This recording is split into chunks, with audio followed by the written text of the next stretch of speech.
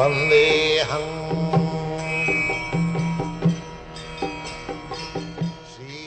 The following is the lecture on Lord Balarama Appearance Day, Krishna, the Supreme Personality of Godhead, given by His Divine Grace A.C. Bhaktivedanta Swami Prabhupada.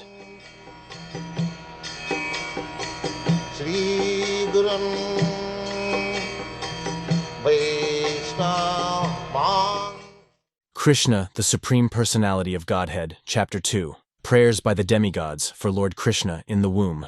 The Lord declared to Yogamaya that my plenary expansion, Ananta Shesha, who is now lying in the womb of Devaki, and because you will transfer him to the womb of Rohini on account of being forcibly attracted, he would be known as Sankarshana. On the other hand, because he would be the source of all spiritual power, Lord Balarama, one will be able to attain the highest bliss of life, which is called Raman. Therefore, my plenary portion, Ananta, after appearance, will be known either as Sankarshana or Balarama. In the Upanishad, it is stated, Namahatma Balahinana Labdha. Purport is, nobody can attain the supreme form of self-realization without being sufficiently favored by Balaram. Bala means Balaram. It is not that Bala means physical strength. Nobody can attain spiritual perfection by physical strength. But one must have a spiritual strength which is infused by Balaram. Or Sankarshana, Ananta, Shesha Naga, is the power which sustains all the planet in their defined position. Materially, this sustaining power is known as law of gravitation, but actually it is the display, the potency of Sankarshana. So Balaram or Sankarshan is spiritual power or the original spiritual master. Therefore, Lord Nityananda Prabhu, who is also incarnation of Balaram, is the original spiritual master, and the spiritual master is representative of Balaram, or the Supreme Personality of Godhead, who supplies the spiritual strength. In the Chaitanya Chaitamrita, it is confirmed that the spiritual master is the manifestation of mercy of Krishna. When Yogamaya was ordered by the Supreme Personality of Godhead in that way, she circumambulated the Lord, then appeared within this material world according to the direction of the Supreme Personality of Godhead. When the supreme power of the Supreme powerful Personality of Godhead attracted Lord Shesha from the womb of Devaki to the womb of Rohini, both of them were under spell of Yogamaya, which is called Yoga Nidra. When this was done, then people understood that Devaki's seventh pregnancy was miscarriage. Thus, Lord Balaram, although appeared as the son of Devaki, was transferred to the womb of Rohini to appear as her son.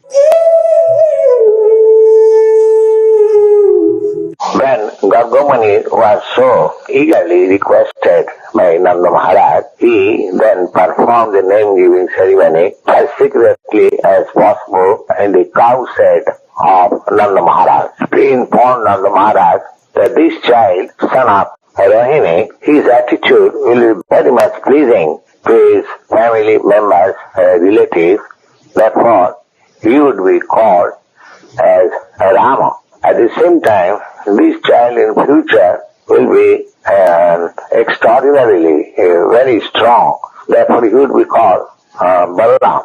But at the same time, your family and the family of the Jodhus being so intimately connected and attracted, so his another name should be Sankarshana. This means the Gargamuni awarded three names to the son of Rohini, namely Balaram, Sankarshana and Baladeva. But he carefully did not disclose the fact that Balaram also appeared in the home of Devaki, but he was subsequently transferred to the home of Rohini. In other words, Krishna and Balaram are real brothers, being originally sons of Devaki. While Krishna was engaged in his transcendental pastime, exhibiting his internal potency along with the supermost fortunate cowherd spoil, there was another chance of his exhibiting the superhuman power of Godhead when his most intimate friends like Ram, Shravana, Srila Krishna, all of them combined together began to address Krishna as follows with great love and affection. Will you kindly note that just near this place there is a big forest of the name Balaram. This forest is full of palm trees. All these palm trees are full with fruits, and some of them are falling down and some of them are very ripe even in the tree. It is a very nice place, but on account of a great demand, a Dhenuka fruit, it is very difficult to go there, and nobody can reach the trees to collect the fruits from there. My dear Balaram, if you like, let us all go there and enjoy these fruits. Flavor of the fruits are now everywhere spread. Don't you smell the flavor? Come here. In this way, and Balaram and Krishna were requested by their intimate friends. They became inclined to please their friends, and with a smiling face began to proceed towards the Talwar, being surrounded by all other cowherd's boyfriends. Balaram, immediately after entering the Talwar, began to jerk all the trees with his arm, exhibiting the strength of the trunk of the elephants. Immediately, on account of this jerking, all the ripe fruits fell down on the ground. While the fruits were falling, by hearing the sound, immediately the divan, Subhasu, who was staying there in the corner of an ass, began to approach the place with great force and trembling the whole field, so that all the trees began to move as if there were occurrence of earthquake. Demon in the form of an ass first of all appeared before Balaram Ji, and just moving a little behind by his hind legs on the chest of Balaram. The first kicking, Balaram did not say anything, but the demon again came back and with great anger again began to kick on the chest of Balaram. This time Balaram immediately caught hold of the two legs of the ass in one hand and immediately whirling all around, so threw him on the top of the tree. Shravana, however, while he was being whirled round by Balaram, lost his life.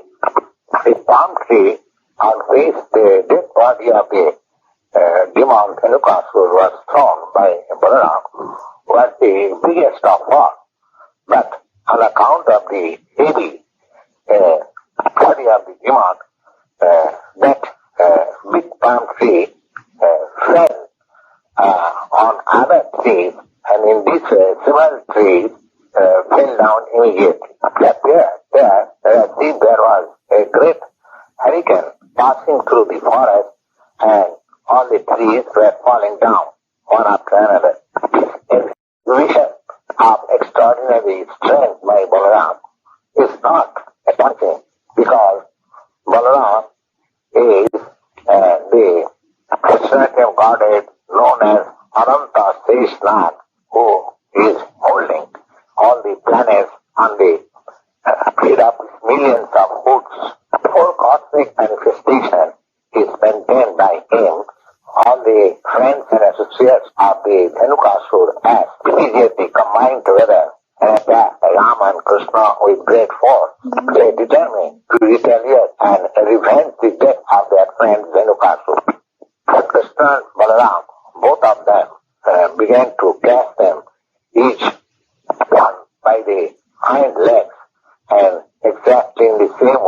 killing them, killed all of them. All of them were exact in the same way thrown over the palm trees.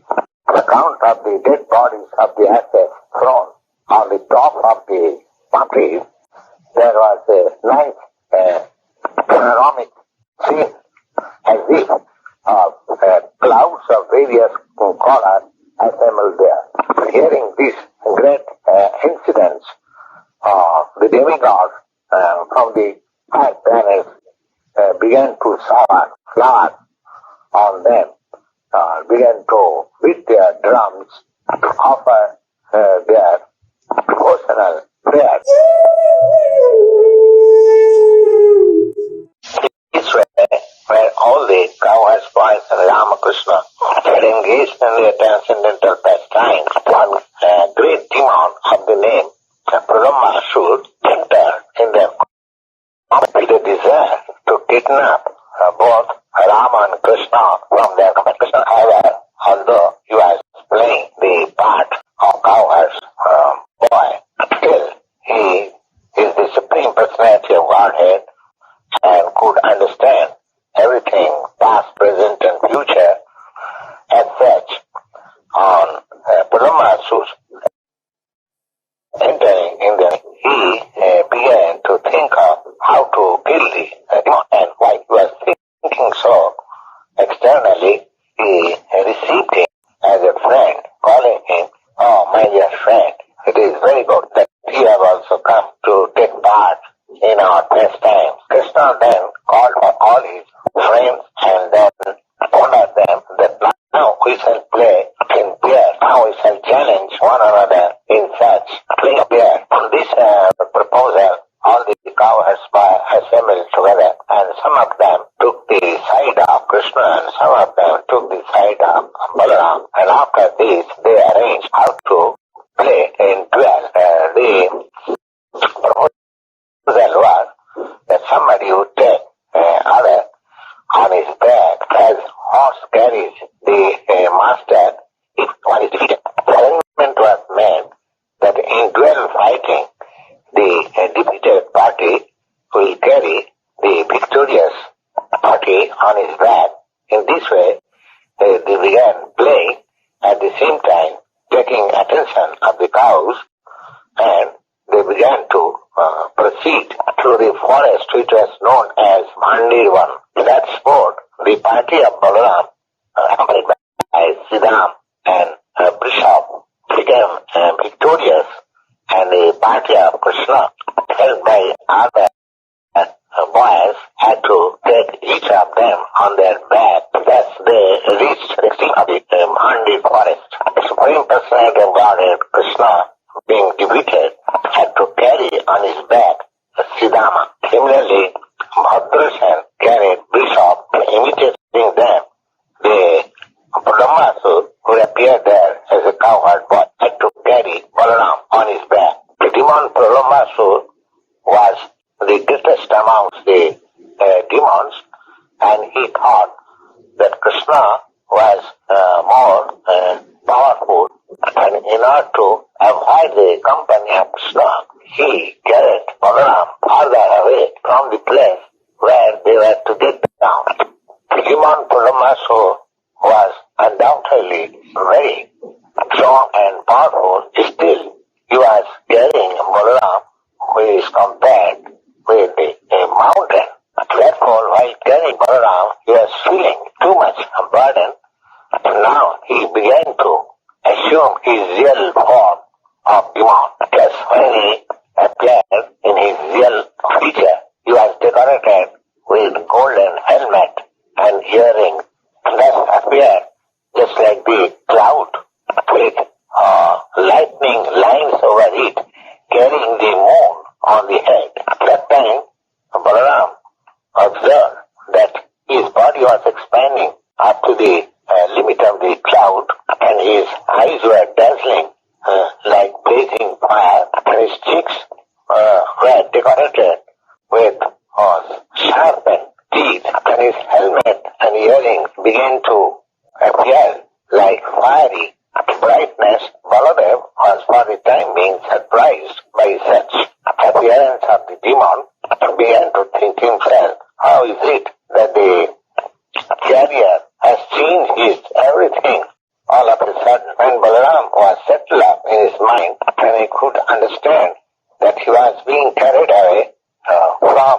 his friends by the demon to kill him. Immediately he struck the head of the demon with a strong fist as if the king of the heavenly planet strikes the mountain with thunderbolt. Thus being stricken by the fist of Balaram, the demon fell down, and just like a snake smashed on by his head, and he was vomiting blood from his mouth, and immediately the demon became unconscious and fell down, making a great sound as if a great hill was falling down, being struck by the thunderbolt of King Indra. And Purnima, so the great demon was thus killed by Balaram. At that time, all the cowherds rest together there, being astonished by the ghastly scene. They began to enthuse Baladevji with the words, "Well done, well done." All of them began to embrace Balaram in great affection, and all of them were thinking that Balaram had returned from death. He said, all of them began to eulogize Balaram and offered their blessings of congratulation. Great demon Brahmasu, thus being killed, all the demigods in the heavenly planet became very well satisfied and began to shower flowers on the transcendental body of Balaram. They also began to offer congratulations to Balaram by saying, well done, well done. Lord Balaram visited that place. There was a great assembly of transcendentalists and a great sacrifice was being performed there. Such a meeting of the transcendentalists were planned for thousands of years, and when Lord Balaram entered the place, all the participants of the meeting, namely great sages, ascetics, Brahmins, learned scholars, immediately got up from their respective seats and welcomed Lord Balaram with great honor and respect. Some of them offered him respectful obeisances, and those were elderly, great sages and Brahmins, offered him blessing by standing up. After this formality, Lord Balaram was offered a suitable seat, and thus all of them worshipped him. Every one of them in the assembly stood up on the presence of Balaram, because all of them knew Balaram as the Supreme Personality of Godhead. Education and learning means to understand the Supreme Personality of Godhead. Therefore, Lord Balaram, although he appeared on the scene as a Kshatriya, still all the Brahmins and sages stood up because they knew what Lord Balaram was. Unfortunately, Lord Balaram, after being worshipped and seated on his place, saw that Romaharshan, the disciple of Baladeva, incarnation of Godhead, was still sitting on the Vyasasana. He neither got up from his seat nor offered him any respect. Because he was seated on the Vyasasana, he thought himself greater than the Lord. Out of this foolishness, he did not get down from his seat and bowed down before the Lord.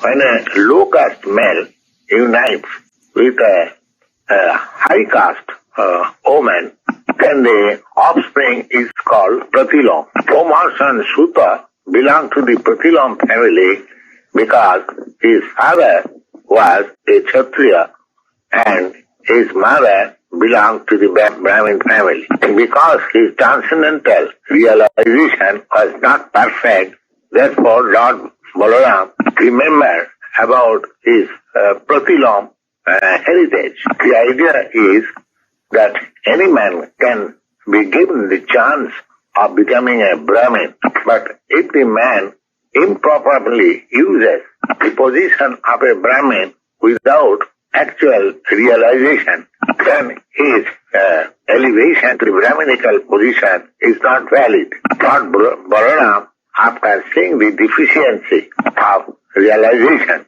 in Rohini Sutta, he wanted to chastise him because he was falsely puffed up.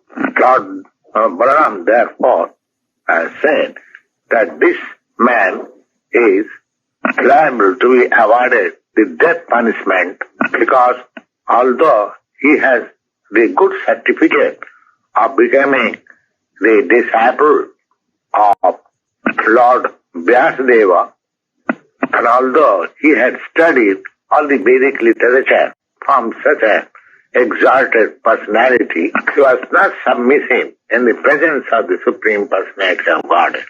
Lord Balarama thus began to consider, I have incarnated in order to chastise false persons who are internally impure but externally pose themselves as very much learned and religious.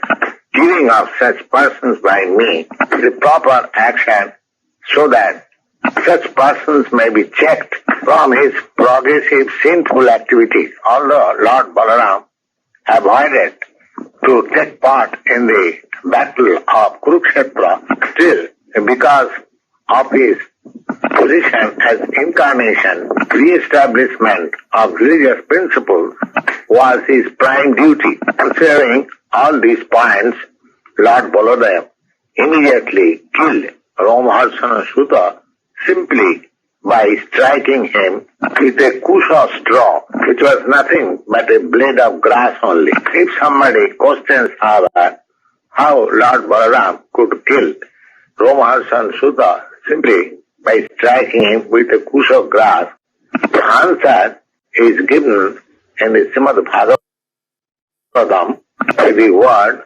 Prabhu.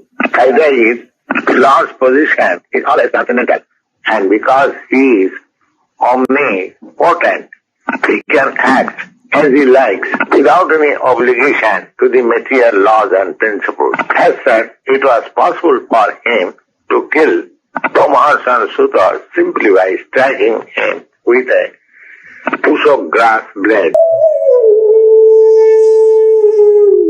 Krishna saw all the trees overloaded by the fruits, the fresh twigs. They came down to touch the ground as he were welcoming Krishna by touching his lotus feet. Krishna was very much pleased by the behavior of the trees and the fruits and flowers and began to smile, realizing their desires, and thus began to speak with his elder brother Baladeva as follows. My dear elder brother, you are the supreme of all of us, and your lotus feet is worshipped by the demigods. Now, just see how these trees, full with fruits and flowers, went down to worship your lotus feet. It appears that because they have been put into this form of life of trees, they are trying to get out of the darkness by which they have been obliged to accept these forms of trees. Actually, these trees born in the depth of land of Vrindavan, they are not ordinary living entities. They are an account of their past life, quiet and impersonal philosophical point of view. They are now put into this condition, standstill life. Now they have got the opportunity of seeing you in Vrindavan, and they are praying for further advancement in spiritual life of your personal association. Generally, the three species of life are obtained by living entities in the modes of darkness. So, the impersonalists and wise philosophers are in the darkness, and in order to predicate from this and darkness of light, your presence is taken fully advantage of. I think the drones who are buzzing all around you, they must be your devotees from their past life, and they cannot leave your company because nobody can be better affectionate master than yourself. You are the Supreme Original Personality of Godhead, and the drones are just trying to spread your glories, chanting every moment. I think some of them must be great sages, devotees of your Lordship, and they are hiding themselves in the form of dogs because they are unable to give up your company even for a moment. My dear brother, you are the Supreme Worshipable Godhead. Therefore, just see the peacocks, great ecstasy, are dancing before you. So far, the deers are concerned, whose behavior is just like the gopis, and how they are welcoming you with the same affection. The couples who are standing in this forest trying to receive you with great joy because they have considered that your appearance is auspicious at their home. I think the residents of Vrindavan, even though they are trees and animals, they are glorified because all of them are so nice that they prefer to welcome in their best capacity, because it is the practice of great soul to receive another great soul at home.